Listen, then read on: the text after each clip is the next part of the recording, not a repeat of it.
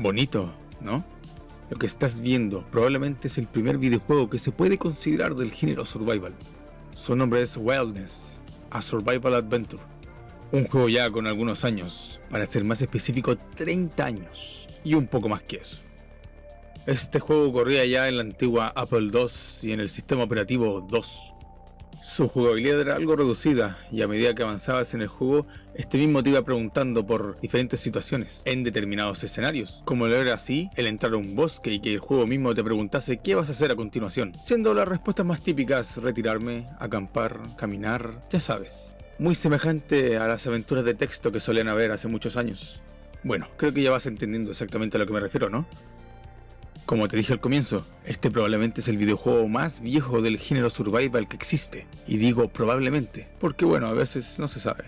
Vamos a decirlo, los gráficos son feos, pero tienen su cierto atractivo retro. Diría yo, incluso hasta algo nostálgico. Vamos, como el Pokémon Legends of Arceus.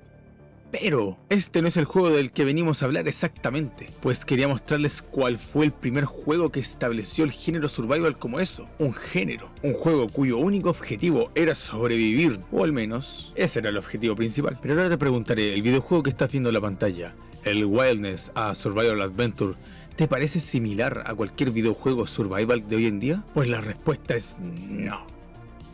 Los años le han pasado factura a Wildness, a Survival Game, y esto se nota de lejos. Pero en realidad, ¿qué me dirías si te dijera que realmente los años no son el problema de este juego? Pues hay juegos que ya podemos considerar bastante viejos que podemos seguir disfrutando. Un buen ejemplo son los antiguos Zelda, el GTA San Andreas, los Street Fighter de arcade, o hasta el viejuno Mario 1 de la NES. Todos juegos que comparten algo en esencia: ser muy viejos, sin embargo con mecánicas atractivas hasta hoy en día. Sin embargo, los videojuegos del género survival son algo un poco más complejo que eso, y ese por ejemplo es un problema que tiene Wildness, hijo de su tiempo, pues la libertad que nos ofrece es muy limitada. Y con limitada me refiero a que las opciones que nos da al momento de escoger una decisión son muy escasas en comparación a cualquier juego que tengamos hoy en día. Porque imagina jugar el Minecraft, el Rust o el Ark Survival sin poder moverte con la cámara, o siquiera con el teclado, y estar forzado a realizar todas las acciones con comandos ya prehechos, comandos que a veces ni siquiera son suficientes,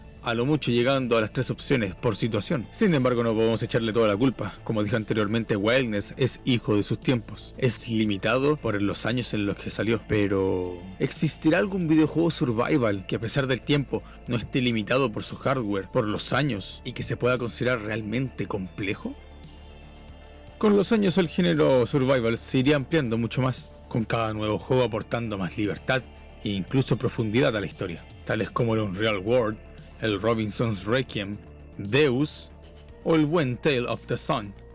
Juegos survival que, si lo ves un poco detenidamente, puedes ver que con los años habían logrado ampliar mucho más la experiencia del mismo género. Esa experiencia que era intentar sobrevivir en un entorno hostil y desconocido, con los recursos que pudiésemos obtener a mano. Y tal fue el éxito de este género, que muchos más juegos que no tenían ni una relación con el survival adoptaron mecánicas de este, además de sus características principales. Un buen ejemplo de este es el mismo Zelda Breath of the Wild, este juego donde controlamos al duende de la suerte Long, pues este tiene muchos elementos característicos de un juego que se podría considerar survival, como el ver que la temperatura del entorno influye en el mismo gameplay. Si bien la comida tampoco es necesaria, esta también puede aportar un beneficio enorme si es que es consumida y cocinada. El buen sigilo para poder atacar por la espalda y darle un buen putazo a un mokoblin que encontremos por ahí, o la misma durabilidad de las armas que podemos encontrar a través de la aventura, algo que en lo particular adoro mucho. Pero ya deben estar preguntándose algo clave: ¿qué coño es un Survival Kits y por qué aún no he hablado de él? Pues bueno, afortunadamente de eso mismo ahora vamos a hablar. Como dije, el género del survival fue mejorando muchísimo a través de los años, desde la salida de su primer exponente, el Wildness a Survival Adventure. Pero, ¿cuál fue el primer juego survival que incluyó todos los elementos de este género para que podamos llamarlo el survival definitivo? Pues no lo sé, no vine a hablar de eso en realidad, ya que es difícil hablar de que un juego sea definitivo dentro de su propio género. Pero en mi opinión, uno de los mejores juegos que logró englobar todos los ámbitos que necesitaba un survival es, como pueden adivinar, el mismísimo Survival Kits.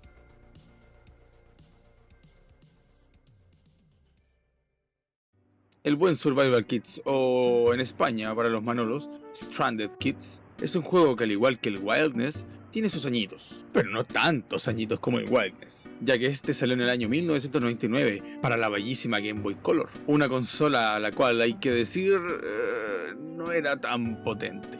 Pero para nada lo digo de manera despectiva. Pero sin faltar a la verdad, debo decir que los videojuegos de Game Boy no podían ser tan complejos. El mismo tamaño del ROM se lo impedía. Además, de por sí no podía ser tan complejo, ya que el público eran niños. Vamos, que la complejidad de los juegos de la Game Boy no podían ser tan complejas como el Dwarf Fortress. Por lo que tenemos una consola la cual difícilmente podía tener juegos tan complejos como uno esperaría. Y las comparativas las estoy haciendo con los juegos que habían salido para sus homólogos de sobremesa, como la Famicom y la Genesis, entre otras. Recordando que en sí hay ciertas excepciones en los videojuegos de Game Boy Color. Pero ahora te digo a ti, espectador, un Mario y un Zeldita son algo para la Game Boy. Un juego plataformero de un italiano saltando, y un juego de aventuras semi-RPG del duende de la suerte resolviendo mazmorras y puzzles. Esas ya son otras cosas. O incluso el Pokémon para la Game Boy Color, teniendo un mundo enorme. Pero plataformeros, RPGs y juegos de aventura son géneros que ya eran dominantes sus días. Sin embargo, me atrevería a decir que con el paso de los años, el género survival se empezó a diluir y se empezó a volver algo más ambiguo.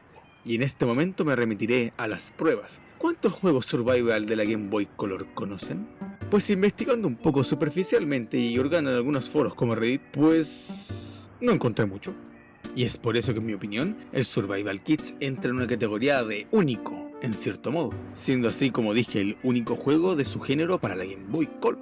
Pero ahora sí, muchachos, vamos a hablar del juego en sí, su jugabilidad, historia, gameplay y todo lo que tenga que ver con él. Comencemos con la historia del mismo juego. Comencemos siendo un chico, o chica si son verdaderos jugadores machos que se respetan. Pero bueno, estamos en un barco en medio del océano con nuestro padre, un aventurero, o al menos eso dicen los diálogos, en el cual en el mismo momento nos regala un cuchillo, pidiéndolo que lo cuidemos muy bien, spoileando un poco, este siendo el ítem que más nos va a servir en el juego. Para acto siguiente, morir. Bueno, no exactamente morir. De noche, una ola gigante azota el barco, volcándolo por completo, haciéndonos caer al mar en medio de una tormenta, quedando así a la deriva con una pantalla que se va a negro, para después de un momento despertar en medio de una playa de una isla. Pues sí, al más estilo de Link's Awakening. ¿Coincidencia? ¡No lo creo! Algo que debo decir antes, eso sí, es que los gráficos son bellísimos. Lastimosamente esto no podía apreciarse bien en sus días debido a la iluminación y la pequeña pantalla de la Game Boy, pero ni modo. Al llegar a la orilla de la playa nos encontraremos inconscientes y de la nada se acercará un changuito platanero con evidentes intenciones de ver si nos puede lootear. Pero este correrá hacia la jungla al ver que seguimos vivos. Y ese es el momento en donde nuestro personaje, o sea nosotros, nos daremos cuenta y diremos ¿en dónde estamos? Mirando a nuestro alrededor. Es aquí cuando el juego ya nos deja implícito cuál será el tópico principal. Me refiero a la supervivencia. Pues este es el escenario más puro que puede conseguirse en una experiencia survival, solos y varados en una isla, sin nada más que nuestro cuchillo y nuestra habilidad para poder sobrevivir. Pero un momento, es acá cuando te das cuenta que sí, el cuchillo no lo tienes, no, ni siquiera tienes mochila, todos los ítems los has perdido, así que en ese momento te das cuenta, lo único que puedes hacer es explorar y si es posible interactuar con todo lo que puedes ver. Y es desde este punto en donde me verás que comenzaré a elogiar este juego por muchas características que este va a comenzar a presentar, pues es cuando la jugabilidad comienza a relucir.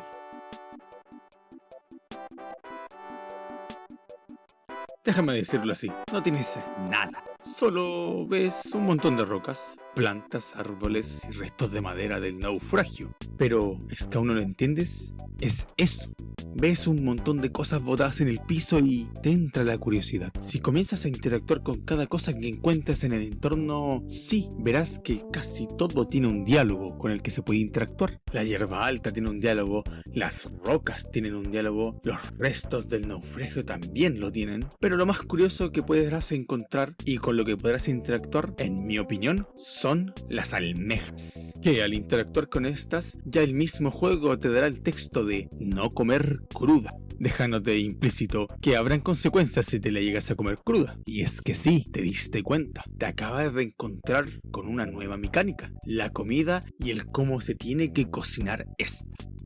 Si sigues escudriñando entre las piedras, lograrás encontrar una mochila entre el montón que hay por ahí. Dentro tendremos el cuchillo que nos obsequió nuestro padre. Y recuerden bien ese cuchillo, una mouse que herramienta que nos servirá mucho más adelante para algo muy importante. Un radio, que de momento no funciona para nada, y un par de fósforos, que también serán muy importantes en el futuro. Ahora, si te fijas bien, todos estos objetos están gritando, nos vas a usar, y mucho. Y no pueden estar más en lo cierto, bueno, excepto por la radio, ya que con el cuchillo podremos atacar sin la necesidad de interactuar con objetos de por sí, lanzando estocadas al aire, al más estilo A Link to the Past. Y tú dirás, si el juego se ve tranquilo, ¿para qué está la necesidad de lanzar cuchillazos al aire? Bueno, eso es algo que ya veremos. Pero bueno, ahora que ya tenemos la mochila comienza lo bueno, el delicioso luteo. Pues bien, ahora que interactúes con objetos como las almejas, las piedras, los palos entre otros, podrás agarrarlos y guardarlos en tu inventario. Y si es que por casualidad exploraste la bahía en donde habías caído, habrás visto que a la parte derecha hay una cantimplora,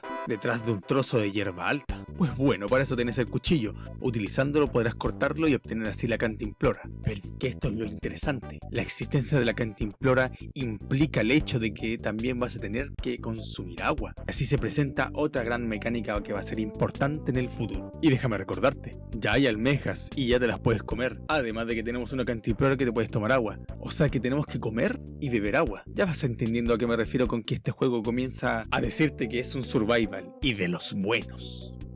Ya vas entendiendo, ¿no? Ahora, si continuaste investigando, verás que a la izquierda se libró un camino que antes estaba cerrado. Este es el camino que conduce hacia la jungla. Si te adentras a ella, comenzarás ya a ver un entorno donde hay muchos ítems. Plumas, corteza, hongos, carne, entre otras. Es como te dije, ya nos estamos introduciendo totalmente en lo que es el género survival y todos sus aspectos. Pero al ver tanto ítem la cosa no acaba, sino que solo comienza. Si seguimos caminando un poco más y nos adentramos más en la jungla, acabaremos encontrando una pequeña cabaña, la cual adoptaremos como nuestro hogar y desde ahí podremos ver nuestro inventario. ¡Ay, nuestro inventario! Pues aquí está la chicha del juego, el core gaming del que te hablé desde el inicio. Pues al abrir el inventario podemos ver muchas opciones, sin embargo en la parte derecha podremos ver porcentaje y estadísticas, y esa es la parte más novedosa e importante que yo destaco de este juego. Dentro de esas estadísticas podremos ver día 0, L100, H70, W70 y F50. Y tú te dirás, yo no entiendo nada. pues iramente te explico. La L es de life, o sea nuestro HP de siempre, la vida.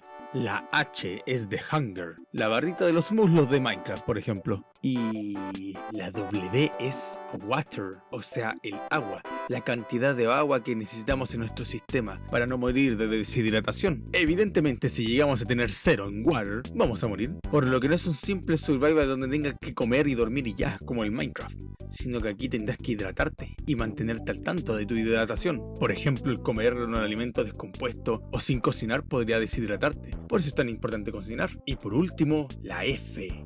¡Ay, la gran F!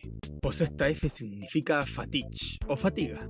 Y va, es fatiga. Pues bien, ahí va, otra mecánica en el juego que nos indica el nivel de cansancio que tenemos. Lo cual es evidente que nos hace deducir que nos podemos cansar y necesitamos dormir. Y si necesitamos dormir, ¿habrá un ciclo de día y de noche? Pues ya déjame spoileártelo. Pues sí, hay un ciclo de día y de noche. Y de día y de noche hay eventos de noche, tantos como de día. Y para que el video no dure tanto, voy a ir directamente al grano. De noche aparecen monstruos, o bueno, animalitos gigantes que te querrán matar, lo mismo, similar. Pero no solo eso, sino que si eres perceptivo y miras la pestaña de ítems en tu inventario, verás que los puedes fusionar, combinar.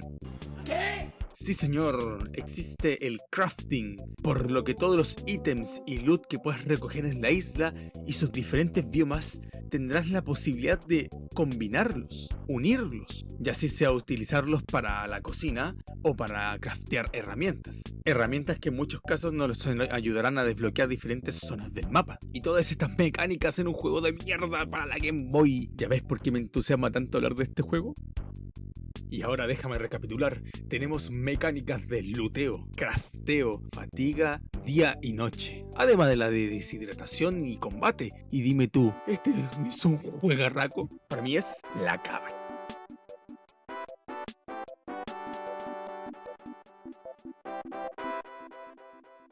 Y bueno, lo sé, quizá todo esto te parezca algo normal o incluso insuficiente para un juego con estándares de hoy en día. Los gráficos no son punteros, la consola es anticuada y de seguro debes estar pensando que cualquier juego de Unity con bajo presupuesto puede tener estas mecánicas si quiere y que no son nada novedosas en realidad. Pero piensa, era el año 1999 y la Game Boy no tenía ningún juego realmente que pudiese ofrecer una experiencia survival. Imagínate si hubieran sacado un juego mediocre al mercado del mismo género, survival, y que no hubiera golpeado, que no hubiera tenido todas las mecánicas que te conté recién, que hubiera sido insuficiente, mediocre. Este juego hubiera pasado sin pena ni gloria, incluso quizá hubiera alejado a la gente del género survival, haciendo que no le hubiera ido nada bien a este juego y que las empresas no hubieran querido relacionarse más con el género. No digo que el Survival Kids sea la segunda venida a Cristo en la Tierra, pero para hacer un juego de la Game Boy Color del género survival, pues ofrece de todo.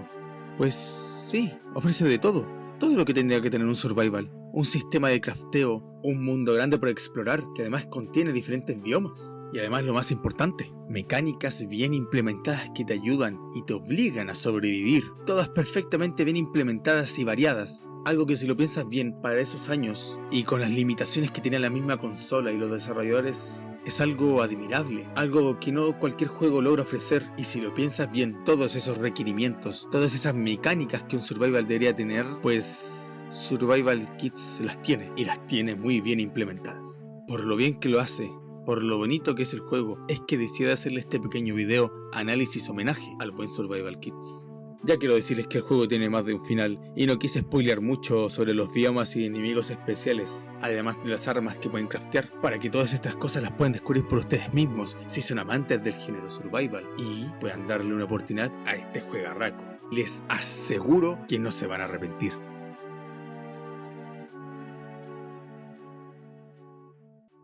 Videos. Esto, como ven, no es un iceberg, así que voy a tener que cambiar la descripción del canal. También quiero decir que esto sigue siendo un hobby para mí y mi amigo que me ayuda a editar estos videos. Pero aún así les voy a decir que tenemos proyectos en el tintero sin tocar, como el continuar con el iceberg de Yume Nikki parte 2, hablar de otra clase de juegos retro y uno que otro tema nicho que quizá a algunos les pueda interesar. Se ven sorpresitas, gente, sin olvidar decir que ayudaría mucho si le mostrasen este video a alguien que esté interesado en el tema. Me motivaría mucho ver gente interesada realmente en este proyecto. Soy Project Knight y muchas gracias por ver.